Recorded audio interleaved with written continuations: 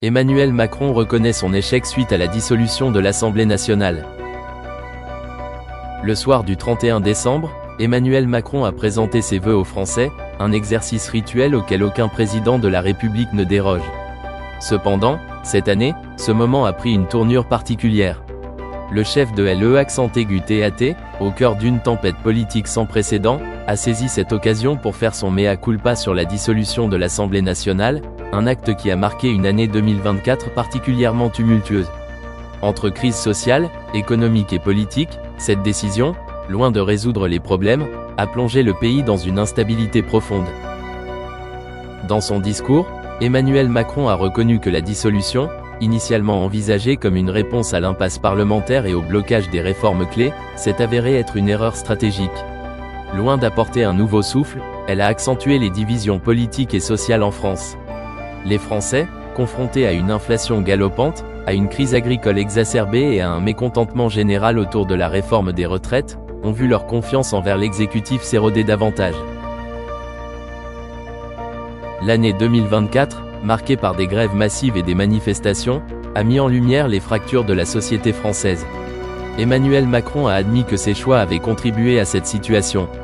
Il a évoqué une année d'épreuves et d'enseignement, tout en exprimant son regret de ne pas avoir su anticiper les conséquences de ses décisions.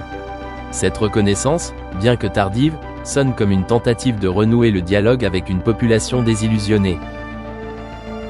Le président a également cherché à mettre en avant un moment de fierté nationale, les Jeux Olympiques de Paris, un rare instant d'unité dans une année chaotique. C'était un moment où la France a montré son visage lumineux, celui de la solidarité et de l'excellence, a-t-il déclaré. Mais cet argument, jugé trop léger par certains, peine à contrebalancer le bilan globalement négatif de l'année. Malgré ce mea culpa, les défis restent immenses pour Emmanuel Macron. La dissolution de l'Assemblée nationale a laissé un vide institutionnel, avec des partis politiques incapables de trouver un terrain d'entente pour former une nouvelle majorité stable. Le pays semble englué dans une impasse, où les extrêmes gagnent en influence tandis que le centre peine à convaincre.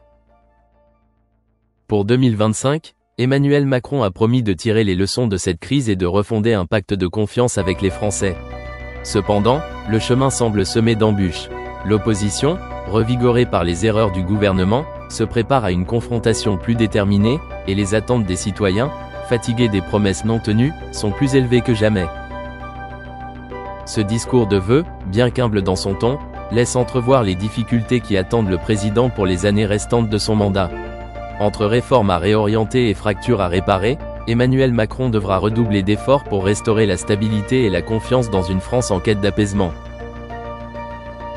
Le mea culpa d'Emmanuel Macron. Les tensions politiques en France n'ont jamais été aussi vives qu'en cette période, où chaque parole prononcée par un dirigeant est scrutée, interprétée, voire déformée à outrance. Dans ce climat de crispation, le président Emmanuel Macron a surpris son auditoire en assumant publiquement une erreur politique majeure, la dissolution de l'Assemblée nationale.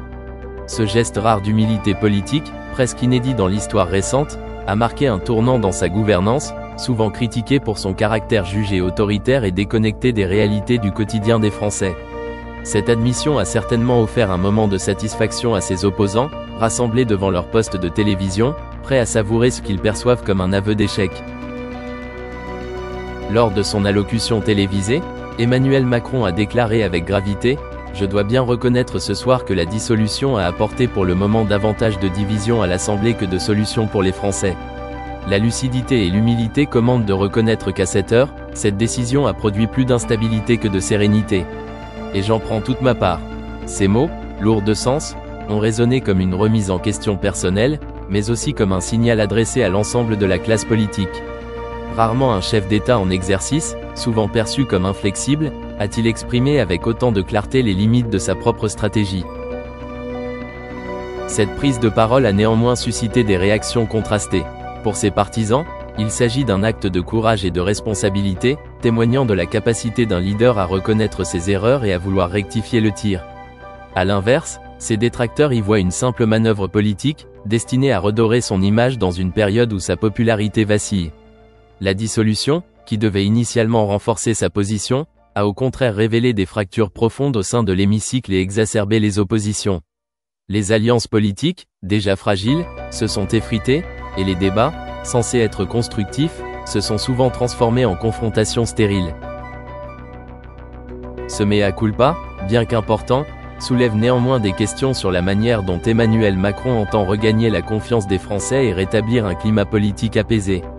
Si l'aveu d'une erreur est une étape essentielle, il doit être suivi d'actions concrètes pour réparer les torts causés. À cet égard, de nombreux observateurs se demandent si le président sera en mesure de proposer des réformes consensuelles et d'engager un dialogue véritablement inclusif avec les différentes forces politiques et sociales du pays. En définitive, cette reconnaissance d'échec incarne une nouvelle facette d'Emmanuel Macron, celle d'un président conscient des limites de son pouvoir et des attentes, parfois contradictoires, de ses concitoyens. Si cette démarche d'humilité peut ouvrir la voie à une gouvernance plus participative, elle reste insuffisante pour répondre aux défis majeurs qui se dressent devant la nation. La dissolution, symbole d'un pari risqué, restera sans doute gravée dans les mémoires comme un tournant de son second mandat, rappelant à tous que la politique, bien qu'une affaire de décision, est avant tout une affaire d'hommes, avec leurs erreurs et leurs tentatives de rédemption. Ses souhaits pour l'avenir, un appel au réveil européen. Face à une époque marquée par des tensions nationales et internationales croissantes, il devient impératif de tracer des perspectives claires pour un avenir plus stable et prospère. La crise nationale qui frappe durement de nombreux pays de l'Union européenne s'ajoute à des conflits internationaux préoccupants, notamment ceux au Proche-Orient et en Ukraine. Ces situations, qui fragilisent déjà des populations et des économies, posent une menace sérieuse à la stabilité régionale et mondiale. Dans ce contexte, il apparaît essentiel de renforcer l'unité européenne pour prévenir la propagation de ces conflits sur le sol européen. C'est dans cet esprit qu'il a récemment livré un message fort et sans équivoque aux membres de l'Union européenne, appelant à une prise de conscience collective et à une action concertée. Le cœur de son discours repose sur une idée centrale: l'Europe doit s'affirmer comme une puissance mondiale autonome et résolument tournée vers l'avenir.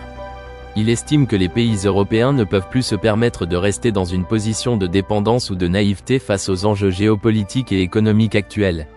En des termes poignants, il a déclaré : astérisque, les Européens doivent en finir avec la naïveté, dire non aux lois du commerce dictées par d'autres et que nous sommes les seuls à encore respecter. Dire non à tout ce qui nous fait dépendre des autres sans contrepartie et sans préparer notre avenir. Astérisque. Ces paroles traduisent une urgence, celle de bâtir une Europe forte et indépendante, capable de peser dans les décisions internationales. Il appelle à un réveil européen multiforme, couvrant les domaines scientifiques, intellectuels, technologiques, industriels, agricoles, énergétiques et écologiques. Ce réveil, selon lui, est indispensable pour affronter les défis de demain et garantir une prospérité durable pour les générations futures. L'accent mis sur la recherche scientifique et l'innovation technologique reflète une vision lucide des besoins d'un monde en constante évolution. Dans un contexte où les puissances mondiales rivalisent pour dominer les secteurs de pointe, l'Europe ne peut se permettre de rester spectatrice. De même, le renouveau industriel est crucial pour rétablir une souveraineté économique capable de protéger le continent des chocs externes.